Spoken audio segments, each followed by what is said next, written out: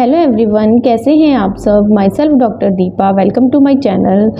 आज का हमारा टॉपिक है कि हम कौन सा ब्रश यूज़ करना है और कब हमें पता चलेगा कि ब्रश हमारा ख़राब हो गया है या हमें बदलना है, और कैसे ब्रश करना है कि हमारे दांत कभी भी ख़राब ना हो और हमें दांतों की कोई दिक्कत ना आए। देखिए, क्लिनिक में आजकल जब भी पेशेंट आते हैं हमारे पास, तो वो कॉमनली यही बात कहते हैं कि डॉक्टर साहब, मैं ब्रश तो रोज़ करता हूँ, दिन में 2 बार या रात को भी करता हूँ सोने से पहले, पर फिर भी मेरे दांत ख़राब हो रहे हैं, मसूड़े नीचे जा रहे हैं, मुझे ठंडा गर्म लगने की दिक्कत भी आ रही है। देखिए, ब्रश करना ही काफ़ी नहीं होता है, आप कौन सा ब्रश यूज़ कर रहे हैं और किस टेक्निक से कर रहे हैं, ये 2 फैक्टर ऐसे हैं जो बहुत ही इम्पोर्टेंट होते हैं दांतों के लिए। तो आज हमारी इस वीडियो में हम इसी बारे में बात करेंगे। तो सबसे पहले हम शुरू करते हैं कि कौन सा ब्रश लें। देखिए, ब्रश जो होते हैं मेनली 2 टाइप के होते हैं। एक होता है मैनुअल ब्रशेस, जैसा कि हम रूटीन में अपने घरों में देखते हैं।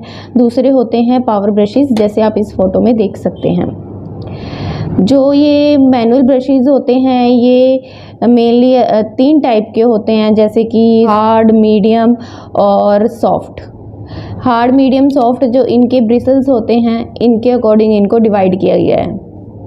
और जो पावर ब्रशेज़ होते हैं ये 2 टाइप के हम मान के चलते हैं कि एक तो वो जो सिर्फ वाइब्रेट करके दांतों की सफाई करेंगे, और दूसरा वाइब्रेट के साथ साथ उनमें कुछ मोशंस भी होती हैं, लाइक सर्कुलर मोशंस, वो उनसे वो दांतों की सफाई करते हैं। अगर आप पूछे कि डॉक्टर साहब हम कौन सा लें, तो देखिए, अगर आपका बजट है तो मैं आपको पावर ब्रशेज़ रिकमेंड करूँगी। ये थोड़े कॉस्टली होते हैं, मेनली 500 से इनकी रेंज शुरू होती है, पर मैक्सिमम घरों में मैनुअल ब्रशेज़ ही यूज़ होते हैं। तो अब मैनुअल ब्रशेज़ में हम कौन सा ब्रश लें, अगर हम सॉफ्ट लें, मीडियम लें और हार्ड लें। आजकल तो कंपनियां अल्ट्रा सॉफ्ट मतलब ब्रश भी बनाने लग गई हैं। अब हमारे लिए कौन सा सही होगा। देखिए, वैसे हम रूटीन में क्या है कि मीडियम ब्रश ही प्रेफर करते हैं। और अब कई पेशेंट पूछते हैं कि डॉक्टर साहब मैं तो हार्ड ब्रश यूज़ करता हूँ, उससे दांतों की सफाई भी अच्छे से हो जाती है। अगर आप ये हार्ड ब्रश यूज़ करेंगे तो हार्ड टूथब्रश से क्या होता है कि वो आपके धीरे धीरे दांतों की ऊपरी परत यानी इनेमल को भी घिसना शुरू कर देता है। अगर आप इसी मोशन में लगातार करते रहते हैं, अगर आप लगातार दांतों को घिसते रहेंगे, तो इनेमल के साथ साथ ये दांतों के जो जिनको हमारी जड़ें कवर करके रखती हैं, मसूड़ों को भी नुकसान पहुंचाने लग जाते हैं, और मसूड़े धीरे धीरे अपनी जगह छोड़ देते हैं और पीछे जाने लग जाते हैं। तो इसलिए एक बार आप अपने डेंटिस्ट को दिखाइए, वो आपको बताएंगे कि आपकी दांतों की कंडीशन के अकॉर्डिंग आपको टूथब्रश दिया जाएगा। अब दूसरा होता है कि कई बार आपने ये देखा कि ये जो ब्रिसल्स होते हैं इस टूथब्रश में ये बिल्कुल सीधे हैं, और कई टूथब्रश में ये आड़े और तिरछे होते हैं। तो इन दोनों में से हमें कौन सा लेना चाहिए। देखिए, जो आड़े तिरछे ब्रिसल्स वाला ब्रश होता है हमें वो लेना चाहिए, क्योंकि जो दांतों का जो ये सीधे ब्रिसल्स वाला ब्रश होता है ये दांतों की ऊपरी सतह पर तो अच्छे से सफाई कर लेता है, पर जो दांतों के इन बिटवीन जो ये इंटरडेंटल जगह बनी होती है वहाँ पे ये अच्छे से सफाई नहीं कर पाता है। तो वहाँ पर ये अच्छे से नहीं पहुँच पाता है, तो वो कई बार इंटरडेंटल कैविटीज़ होने के भी चांसेस हो जाते हैं।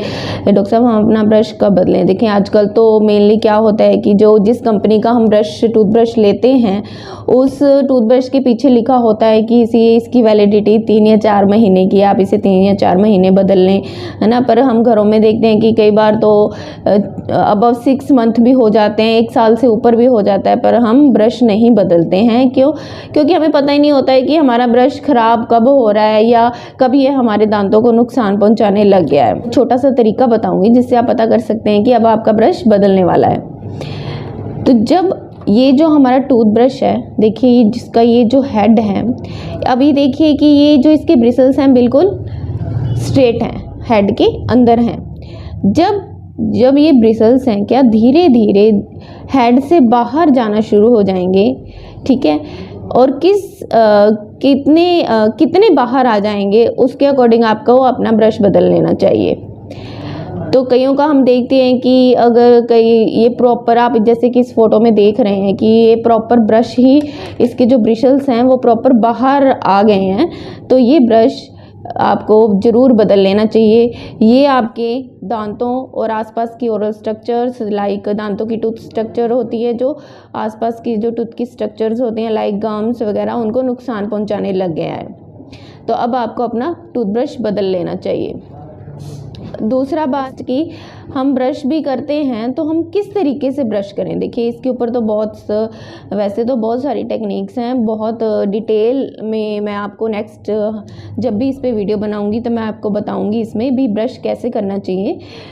पर जो अगर हम सिंपल वे में देखें तो एक टेक्निक होती है मॉडिफाइड बास टेक्निक। हमें क्या करना चाहिए कि इस टेक्निक में क्या होता है, ये आपका ब्रश है, आप इस ब्रश को ऐसे, अगर आप पीछे से करेंगे, इस ब्रश को ऐसे रख के मसूड़ों की तरफ थोड़ा टिल्ट कर लें, ऐसे 45 डिग्री के एंगल पे थोड़ा टिल्ट करके, और सर्कुलर मोशन में घुमाएं, सर्कुलर मोशन में घुमाएं, ऐसे ही ऊपर की जबड़े में, है ना, ऐसे मसूड़े की तरफ रख के इसको ऐसे सर्कुलर मोशन में घुमाएं। ठीक है जी, सर्कुलर मोशन में घुमा के, इससे क्या होता है कि जो दांतों के बीच में थोड़ी थोड़ी जगह होती है ना, जिसे हम सल्कस कहते हैं, इंटरडेंटल जो स्पेस होता है, वहाँ से अच्छी तरह ये क्लीनिंग हो जाती है ना। सामने की दांतों में ऐसे करते हुए आप पीछे में थोड़ा सा ऐसे रखिए, थोड़ा सा घुमाए, ऊपर कीजिए 45 डिग्री के एंगल पे मसूड़ों की तरफ, और सर्कुलर मोशन में घुमाते हुए ब्रश करें। अगर हम नीचे के दांतों की बात करें तो ऐसे ही रखिए और थोड़ा सा मसूड़ों की तरफ टिल्ट करके सर्कुलर मोशन में घुमा के ऐसे कीजिए। और अंदर यहाँ पे सबसे ज़्यादा प्लाक और कैलकुलस जमता है, तो आपको इसमें क्या करना है, ऐसे रख के अपवर्ड मोशन में ब्रश करना है।